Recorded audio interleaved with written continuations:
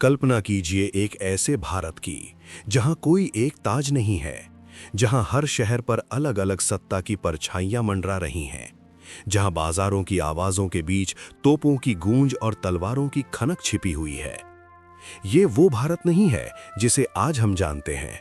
ये है 18वीं सदी का भारत, एक ऐसा समय जब साम्राज्य टूट रहे थे, नई शक्तियां जन्म ले रही थीं और इतिहास अपनी दिशा बदलने ही वाला था।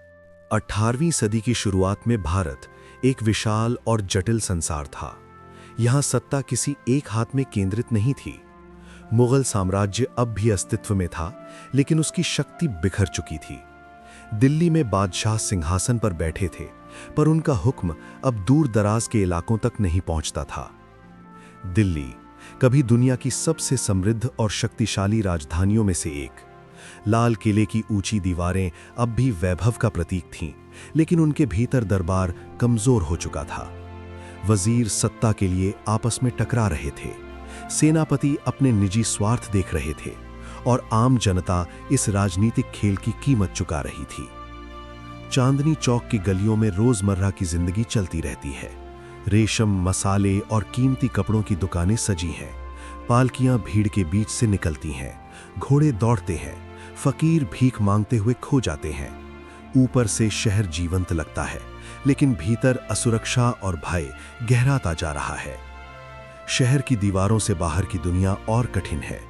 किसान खेतों में काम कर रहा है, लगान लगातार बढ़ता जा रहा है, सूखा और अकाल बार बार लौटते हैं। सत्ता दूर बैठी है, लेकिन उसका सबसे भारी बोझ सीधे किसान की जिंदगी पर पड़ता है। उत्तर भारत में मुगल शासन कमजोर पड़ रहा है, तो वहीं दक्षिण और पश्चिम में नई शक्तियां उभर रही हैं। दक्कन का पठार इस परिवर्तन का केंद्र बन चुका है। यहां मराठा शक्ति तेजी से फैल रही है। पुणे में पेशवाओं का शासन मजबूत हो चुका है। मराठा प्रशासन संगठित है। घुड़सवार सेनाएं तेजी से आगे बढ़ती हैं।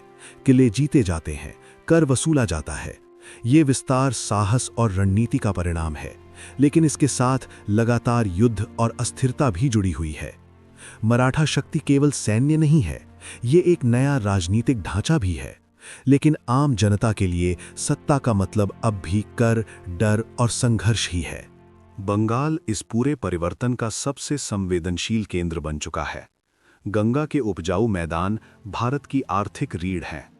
मुर्शिदाबाद नवाबों की राजधानी है, जहां सोना, चांदी और रेशमी कपड़ों की चमक दिखाई देती है। लेकिन यही समृद्धि बाहरी शक्तियों को आकर्षित कर रही है। कलकत्ता में ईस्ट इंडिया कंपनी अपने पांव मजबूती से जमा चुकी है। शुरुआत व्यापार से हुई थी, लेकिन अब तस्वीर बदल रही है। कंपनी अपने किले बना रही है, यूरोपीय सैनिक तैनात हैं, तोपें बंदरगाह की ओर तनी हुई हैं। ये अब केवल व्यापारिक चौकी नहीं, बल्कि एक उभरता हुआ शक्ति केंद्र है। कंपनी भारतीय शासकों की आपसी दुश्मनी को समझ चुकी है।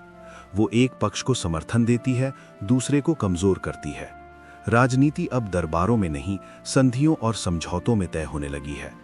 प्लासी जैसी लड़ाइयों की भूमिका यहीं तैयार हो रही है। पश्चिम भारत में सूरत और बंबई जैसे शहर तेजी से उभर रहे हैं। समुद्र के रास्ते यूरोप से सीधा संपर्क बन चुका है। जहाजों से माल उतरता है और साथ में उतरती है नई सोच, नई तकनीक और नई लालसा। लेकिन इन बंदरगाहों से दूर भारत का आम आदमी अब भी संघर्ष में जी रहा है। शहरों के भीतर तंग गलियां हैं, ऊंची ऊंची इमारतें, जहां नीचे दुकानदार और ऊपर कई परिवार एक साथ रहते हैं। हवा कम है, रोशनी कम है और बीमारी आम है। अमीर और गरीब के बीच की खाई साफ दिखती है। एक ओर महल और हवेलियां, दूसरी ओर झोपड़ियां और अंधेरे कमरे। लेकिन दोनों ही सत्ता के निर्णयों से प्रभावित हैं। धर्म और परंपरा लोगों को सहारा देते हैं। मंदिरों की घंटियां, मस्जिदों की अजान, दरगाहों की चादरें और गुरुद्वारों की सेवा, ये सब लोगों को जोड़ते हैं। लेकिन कई बार यही पहचान राजनीति का हथियार भी बन जाती है। सैन्य शक्ति अब निर्णायक बन चुकी है। पुरानी तलवारों के साथ अब बंदूकें और तोपें हैं। युद्ध का स्वरूप बदल रहा है। जो तकनीक और धन को समझता है, वही आगे बढ़ता है। हर क्षेत्र में अलग अलग झंडे लहरा रहे हैं। कहीं मुगल सत्ता की बची खुची छाया, कहीं मराठा विस्तार, कहीं नवाबों का नियंत्रण और कहीं यूरोपीय ताकतों की बढ़ती पकड़। 18वीं सदी का भारत एक चौराहे पर खड़ा है। एक रास्ता अतीत की ओर जाता है, जहां परंपराएं और पुराने साम्राज्य हैं। दूसरा रास्ता भविष्य की ओर, जहां विदेशी शासन, औपनिवेशिक नियंत्रण और पूरी तरह बदला हुआ भारत इंतजार कर रहा है। आम आदमी ये नहीं जानता कि आने वाले दशकों में उसकी दुनिया पूरी तरह बदल जाएगी, लेकिन इतिहास अपनी चाल चल चुका है। ये सदी केवल संघर्ष की नहीं, बल्कि परिवर्तन की सदी है। ये वही समय है जब भारत ने अनजाने में अपने सबसे लंबे और कठिन अध्याय की ओर कदम बढ़ा दिया। ये था 18वीं सदी का भारत, शहरों से भरा हुआ, सत्ता के लिए जूझता हुआ और इतिहास के सबसे बड़े संघर्ष की दहलीज पर खड़ा हुआ।